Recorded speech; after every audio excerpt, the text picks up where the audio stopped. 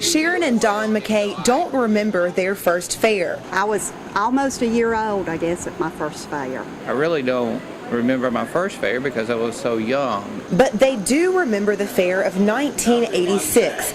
More specifically, that Wednesday night. Wednesday night's a big night for us because John and I met on the Wednesday night at the fair. A friend that knew both of us introduced us, and we met that Wednesday night of the fair, and by the next fair we were married. A few short years later, they moved into this spot with their family, cabin 891 on the northeastern side of the fairgrounds. The younger McKays grew up just like these kids today, playing with the neighbors day in and day out. The importance of fair time has stuck with them through the years, so much so that the oldest of the three, who now lives overseas, came home for the fair instead of Christmas. Being with family is the most important aspect to me of the fair. But this cabin isn't the original one. A devastating fire destroyed their family's cabin in 2011, just 2 months before the summer fair. I got a text message from one of my cousins, and he said, "I've heard it's on y'all's road."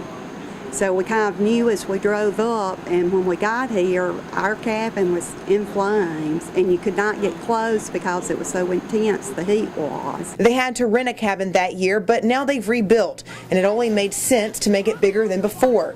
More friends want to come with each passing year, and they all need somewhere to sleep. Molly Claire, my daughter, said, you know, I never thought I'd say maybe it was a good thing the old cabin burned because it was a two-story. We would have never housed that many people in the old cabin. We wouldn't have known where to put them. The McKays always have a different group of folks at their cabin. I visited since meeting their middle son in college, but the term visitor doesn't stick for long. It is as if when they walk on this porch, they become family of ours.